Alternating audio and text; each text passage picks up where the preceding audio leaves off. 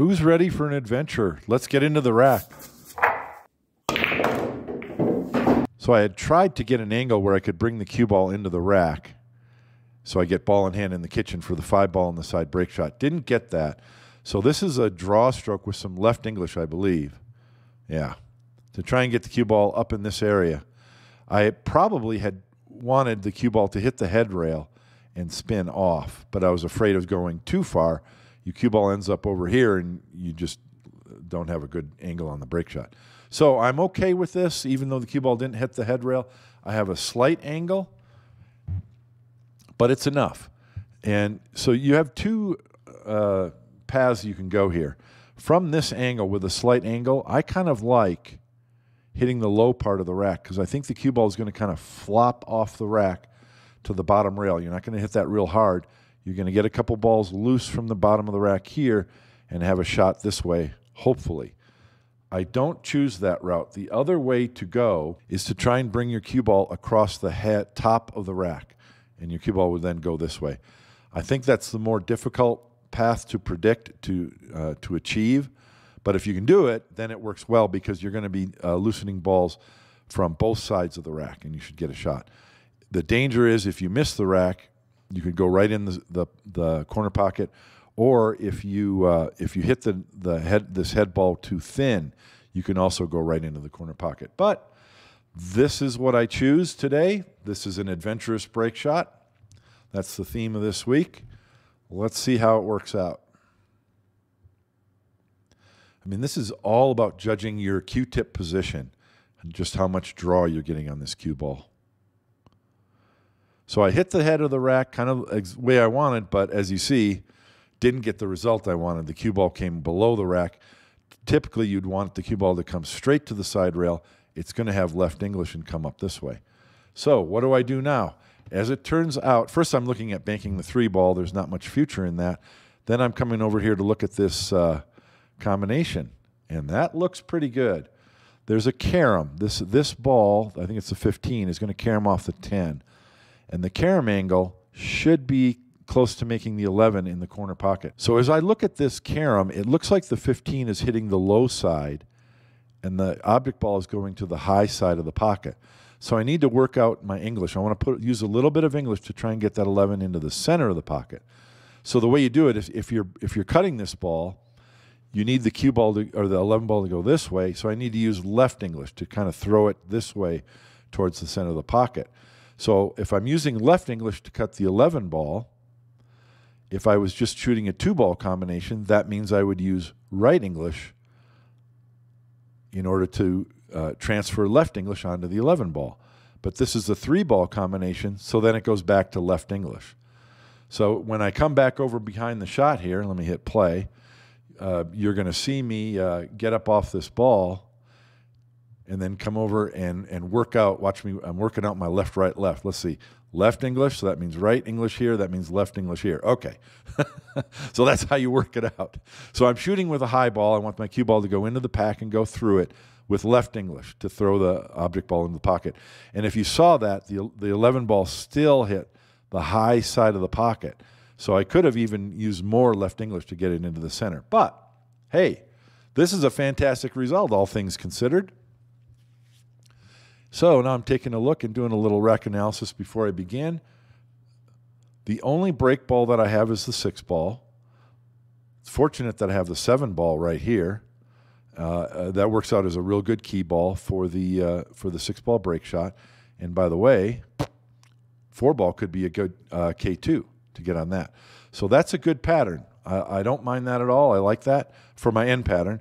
Then I just have to deal with these balls, and the other trouble ball I have is the 9. That's the classic up-table trouble ball in that it's on the rail and close to the side pocket. So you're really going to want to lay up pretty close to straight in on that 9 ball. And the 7 ball is actually a good ball, key ball, to get that position on the 9. But if you do that, then you lose your key ball for the 6-ball break shot. So there's a couple of issues here. The 8-ball and the 4 are up-table balls. Neither one of them are much of a concern. The 4-ball leads to the 8. That might work out. And then the 8 is easy to transition back down table. So I'm not too concerned about those. I'm thinking about the 9-ball and about these balls. And What I'm thinking about is that I don't like the 6 as a break ball. I'd like to try and make a better one. And because of that, I work out a sequence. What I notice is that if I get an angle on the 3, I can send the cue ball straight across table and probably nudge something over here for a break shot. Now, I do have a possible break shot with this 4. I think that's the 4. No, that must be the 2. Whichever ball that I have circled here. That's a possible break shot as well, but it's actually pretty high above the rack. And so I really want to try and make a better break ball, and I feel if I'm caroming into these balls, I've got insurance balls with the 4, the 8, and the 7 in the side, and if I'm hitting these balls, one of these might come loose this way. So because of that, I work out a 3-ball sequence, which is 10. This 2-ball, and then I'm going to come up a little bit for a stop shot on this ball on the side because that's the perfect angle to cut this 3. You're going to see me, I've worked out that idea, and you're going to see me come over here in a second. Oh, I think after I shoot the 2, I'll go look at that angle. So I've got that 3-ball sequence worked out. Very little cue ball movement. That's what makes it work. Very little cue ball movement there. And before I shoot this stripe, I think that's the 10, I look and make sure, yes, that is the exact angle I need for the 3.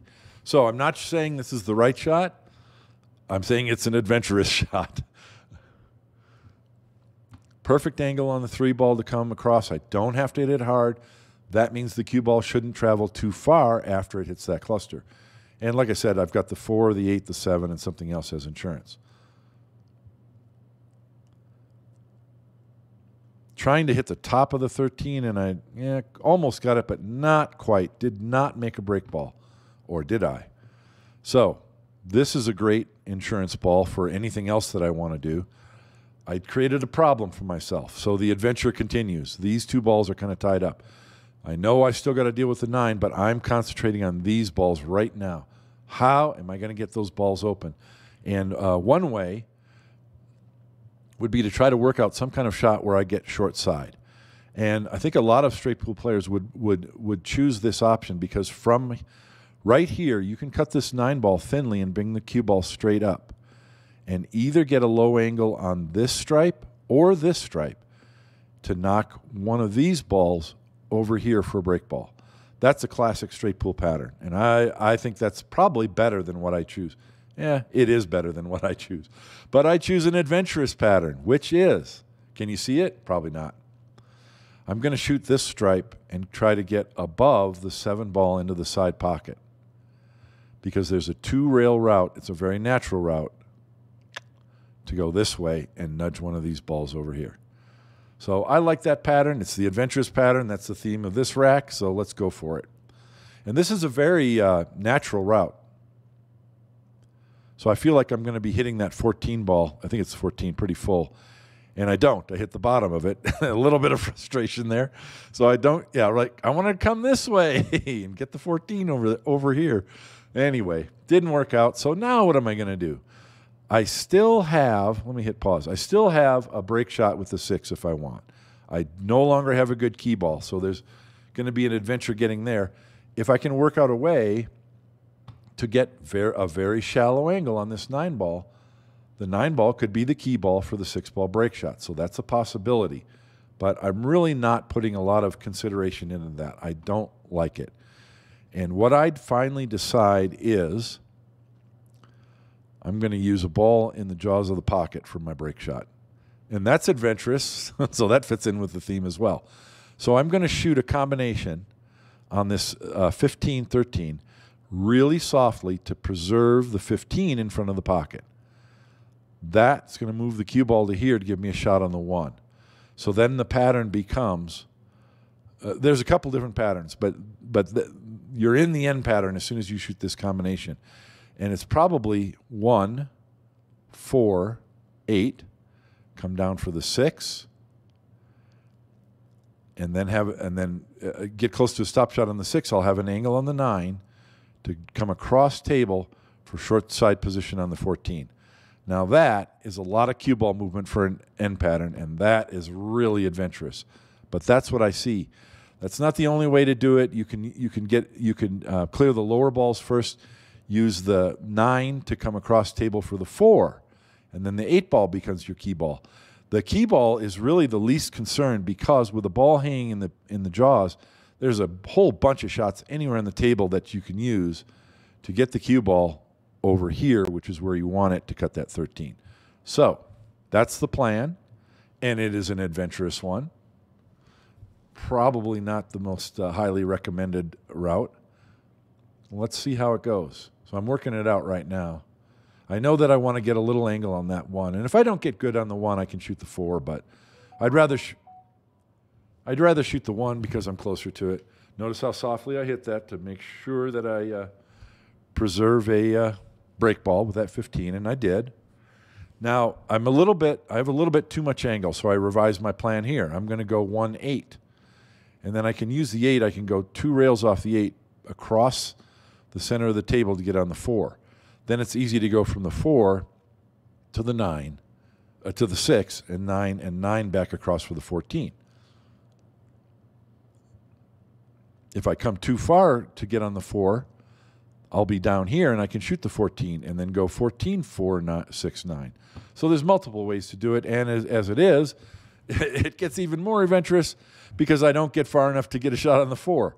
So now I decide I have an angle on the 6 to come across table to this zone, and I'll have a shot either on this stripe, I think that's 14, or the 4. And as this works out, I'm really good on the stripe, the 14. So now I need to get an angle on the 9 to come across table. I want it, and this one I can get an angle, I can get straight, I can get over here, any angle on that 4 ball, and I'll be able to get on my break shot. Now, and so that's what I'm taking a look at here, and I'm taking a look at whether the 9's frozen. And so I want to think about how to get this angle, and I've mentioned this before. When you want to make sure you get an angle on a ball that's near the rail, you send your cue ball to the rail and off. The idea is that if your cue ball hits the rail, it's probably not going to stay on the rail, which means you'll have an angle. In this case, however, I'm going to break my own rule because I'm afraid of hitting it too soft and ending up with this angle, a very shallow angle. Then I can't get across for the 4 ball. So what I'm going to do instead is send my cue ball straight at the side pocket, really. Because if my cue ball stops here or here or here, I've got a nice healthy angle to make sure that I can get across table while hitting the 9 ball softly, which makes the pocket bigger. So that's the plan. Let's see how it works out. And I'm not rolling this, I'm stunning it. You can get better control of the speed, like that. And this is perfect. I love this. I don't have to hit it hard. Position is really natural, real easy. Just come all the way across table. If I hit this rail, fine. If I don't, but I'm going to come real close to this area over here. Hit that 9 ball a little wide. Did you notice that? But even so, I didn't have to hit it hard, so it just rolled right in the pocket. Now I've got an inside angle, so just a little drawback like this, and I'll have a perfect angle for my break ball. My adventurous break ball. This isn't the type of break shot that you're going to play position for very often, but if you need to, it can be powerful. This is a break shot that you need to practice because it fools a lot of people. It fooled me for a long time. You'd think that you need to use low right to send the cue ball into the bottom of the stack. But the problem is if you hit it thin with low and hard, if you hit it thin, the cue ball can actually go to the rail and shorten off this rail and go straight up and miss the rack entirely. And then if you try to overcompensate by using a lot of right English and hitting it thickly, your cue ball can go really wide and miss the rack completely. So what I'm trying to do here, let me pause it real quick before I shoot. What I'm trying to do here is I want to catch this side of the rack. And if I can do that, my cue ball should go to the rail and out. So I'm going to have right English on it, but no low and no follow, just right English. And you want to hit this ball pretty thin. You don't want to miss it. You don't want to overcut it. But pretty thin with speed and just center right English. Hopefully you can catch the far side of the bottom row of the rack balls, and usually get a pretty good result there. You're not going to open it wide. It looks like you should be able to smash the rack and open them wide, but you're not. You just want to hit this, go to the rail and out, and knock some balls up off the top of the rack. As it is, it doesn't work out. It looks like I'm hitting too low, which is probably what shortened up the angle. And I hit the near side of the rack. I think I hit the corner ball, in fact, and that keeps the ball below the rack. So didn't hit that well. Very adventurous break shot, but I also got very lucky. That 10 ball is hanging in front of the side pocket, and I actually did open the rack pretty wide. So this run continues. Hope you guys enjoyed that adventurous rack. Thank you for watching. See you next week on Rack of the Week.